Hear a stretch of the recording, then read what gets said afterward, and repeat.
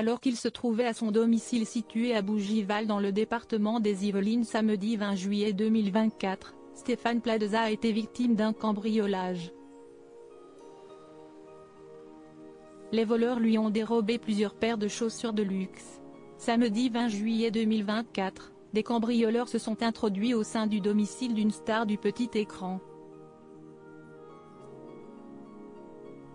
Effectivement, selon les informations dévoilées par le service police-justice de TF1 LCI, la maison de Stéphane Plaza, située à Bougival dans le département des Yvelines, a reçu la visite intempestive de malfrats.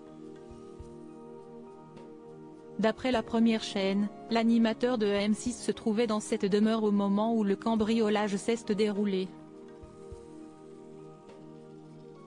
Concrètement, Stéphane Plaza était au rez-de-chaussée lorsque les cambrioleurs sont entrés chez lui par effraction.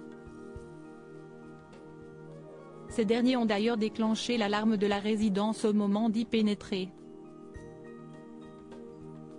Par la suite, la police fut prévenue à 20h20, avant de se rendre sur place pour procéder aux constatations. Entre-temps, les cambrioleurs ont eu le temps de visiter le premier étage de cette maison. Toujours d'après les informations de la première chaîne, les voleurs ont subtilisé plusieurs paires de chaussures de luxe. En tout, Stéphane Plaza aurait subi un préjudice s'élevant à 3 000 €. L'enquête a été confiée au commissariat de Versailles. TF1 précise par ailleurs qu'aucune interpellation n'a été faite à ce stade des investigations. Pour mémoire, Stéphane Plaza n'est que le dernier nom d'une longue liste de célébrités qui ont été victimes d'un cambriolage.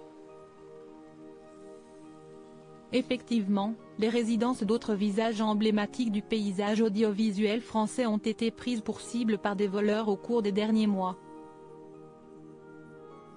Des cambrioleurs ont notamment tenté de s'introduire chez l'animateur de Koh-Lanta, Denis Brogniart, mais aussi chez la présentatrice du JT de 20h de France, Anne-Sophie Lapix.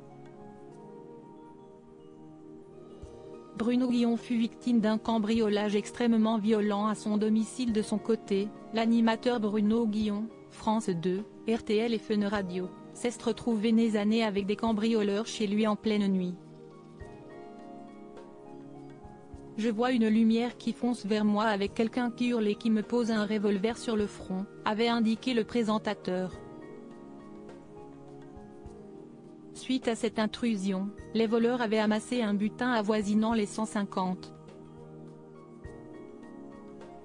000 €. Je vois ma femme avec quelqu'un d'autre, avec une arme sur la tempe. Ils l'emmènent dans le couloir. Alors je leur demande de me prendre moi et de laisser ma femme avec mon fils.